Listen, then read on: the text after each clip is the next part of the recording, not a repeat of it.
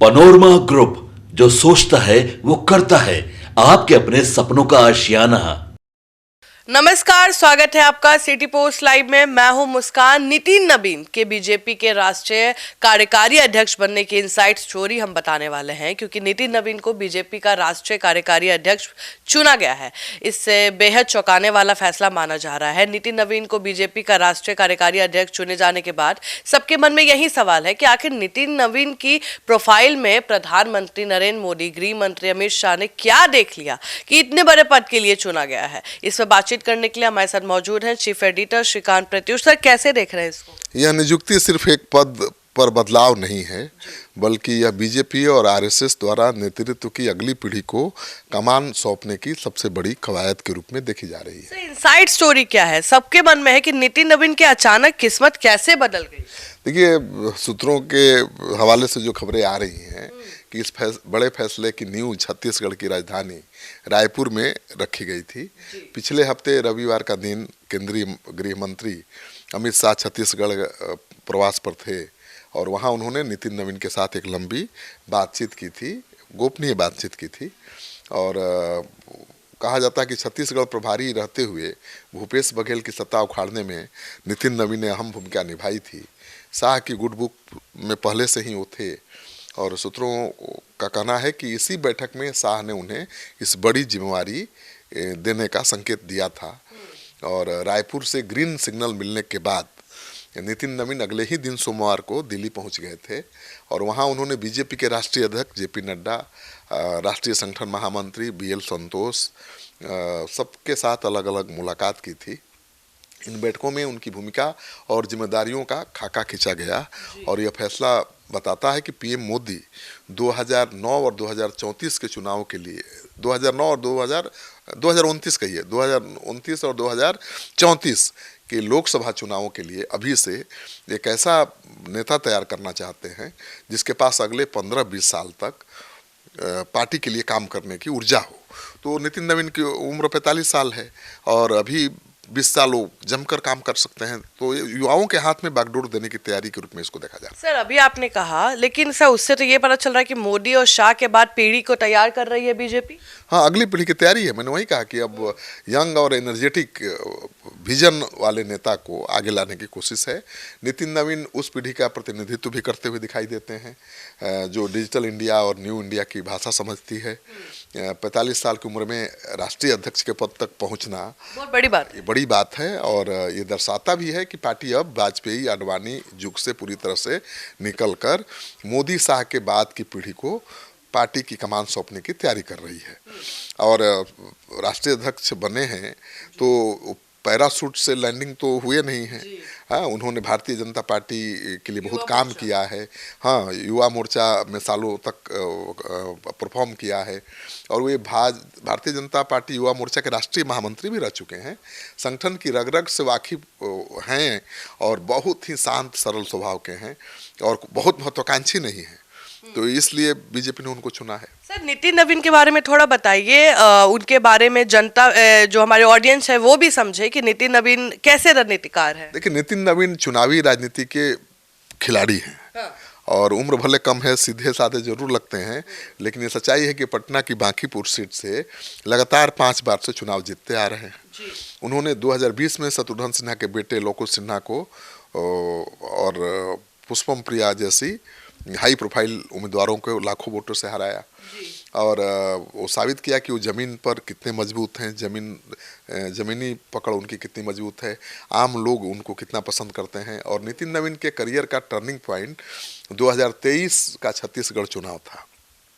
वहाँ के प्रभारी बने थे वो और उन्होंने बूथ मैनेजमेंट और महतारू बंधन योजना को जिस तरह से जमीन पर उतारा उसका बहुत फायदा मिला बीजेपी को और अमित शाह बहुत प्रभावित हुए। हारी हुई बाजी को जीत में बदल दिया था नितिन नवीन ने और वही उनकी यूएसपी बन गई। नितिन नवीन का परिवार संघ की पृष्ठभूमि से है। उनके पिता बहुत बड़े बीजेपी के नेता थे और संघ के बहुत प्रिय थे। लेकिन से कहा जाता है कि बहुत लो प्रोफाइल रहते हैं। बिल्कुल, वो बहुत साधारण दिखते हैं, अनुशासित हैं, लो प्रोफाइल रहते हैं और विवादों से हमेशा दूर रहते हैं। संघ को शीर्ष पद पर हमेशा ऐसा ही उम्मीदवार चाहिए। तो संघ को लगा कि हमारा जो पैमाना है उस पर सबसे फिट उम्मीदवार है नितिन नवीन, और नितिन नवीन ने परफॉर्म भी किया है, अपनी काबिलियत भी दिखाई है। तो अमित शाह को भी तो ऐसा ही नेता चाहिए। सर, अभी आपने कहा कि आने वाले लोकसभा के लिए नितिन नवीन को कहीं ना कहीं उनकी नियुक्ति की गई है, तो मतलब हम ये मान के चले कि भाजपा अभी से लोकसभा चुनाव के लिए तैयारी शुरू कर चुकी है। बिल्कुल, 2029 के लोकसभा चुनाव को ध्यान में रखते हुए ही बीजेपी में बड़े बड़े फेरबदल किए जा रहे हैं। और अभी तो विधानसभा चुनाव भी कई राज्यों में है। पार्टी को एक ऐसा अध्यक्ष चाहिए जो देश भर में घूम सके, ठीक है ना, युवाओं को पार्टी से जोड़ सके, और ये काम कोई युवा नेता ही कर सकता है। फिलहाल नितिन नवीन को कार्यकारी अध्यक्ष बनाया गया है और बीजेपी के संविधान के मुताबिक जब तक राष्ट्रीय परिषद की बैठक में नए अध्यक्ष का चयन नहीं हो जाता है तब तक यही व्यवस्था रहती है। और माना जा रहा है कि 14 जनवरी 2026 के बाद, मतलब खरमास खत्म होने के बाद, एक भव्य अधिवेशन में नितिन नवीन को आधिकारिक रूप से बीजेपी का पूर्णकालिक राष्ट्रीय अध्यक्ष चुन लिया जाएगा, मतलब घोषित कर दिया जाएगा। तो अब केवल कार्यकारी अध्यक्ष नहीं है, उनको मानकर चलिए कि बीजेपी के पूर्णकालिक राष्ट्रीय अध्यक्ष हैं। और बिहार की गलियों से निकलकर देश की सबसे बड़ी पार्टी के सबसे बड़े पद पर पहुंच जाना कम उम्र में कोई छोटी बात नहीं है।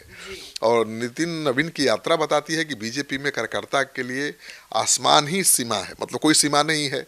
एक मामूली कार्यकर्ता भी बीजेपी में कोई भी मुकाम हासिल कर सकता है। अब देखना होगा कि 45 साल का यह युवा अध्यक्ष पार्टी को कितनी ऊंचाई पर ले जाता है। तो सर, मतलब हम मान ले कि नितिन नवीन को मंत्री पद छोड़ना पड़ेगा।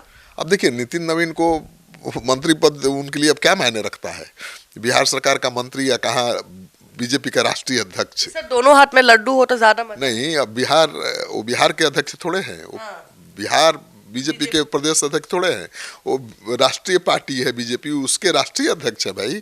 तो उनको तो पूरे देश को देखना है, संभालना है, पार्टी को मजबूत करना है। पार्टी है तब ना सरकार है, या सरकार है तब वो मंत्री हैं। तो पार्टी की कमान ही जब उनके हाथ में आ गई तो ये पथ निर्माण विभाग और नगर विकास विभाग उनके लिए कोई मायने रखता है? सारे मंत्री तो अब उनके पीछे घूमेंगे।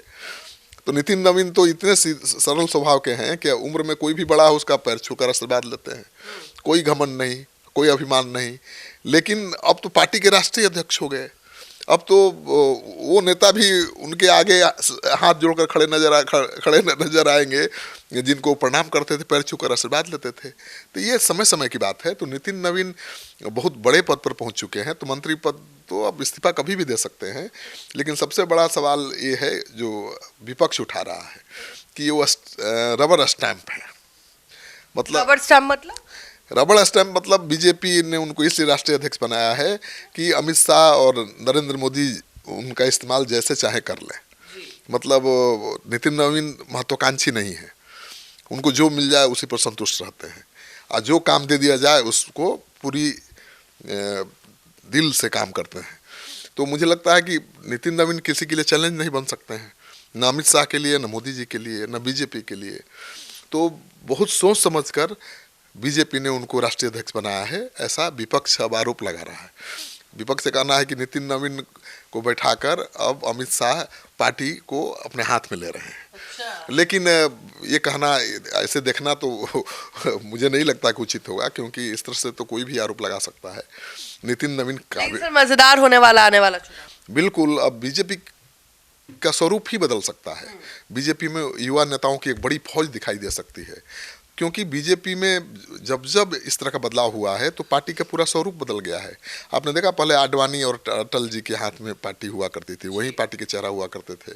फिर कैसे वो बाहर हुए, फिर अमित शाह और मोदी जी आ गए। अब अमित शाह मोदी जी का भी समय तो खत्म हो रहा है। तो ऐसे में नितिन नवीन को आगे लाकर बीजेपी ने संकेत दिया है कि अगले 20 साल 25 साल की तैयारी वो कर रही है। मतलब अभी से लोकसभा चुनाव की ही नहीं, अगले 20 साल में एक नई पीढ़ी, नेताओं की नई पीढ़ी तैयार करने की योजना पर बीजेपी और संघ काम कर रहा है। और यही कारण है कि नितिन नवीन को इस भूमिका के लिए चुना गया है। तो आप सुन रहे थे पूरे डिबेट को, और आप क्या सोचते हैं नितिन नवीन को लेकर हमें जरूर बताएं।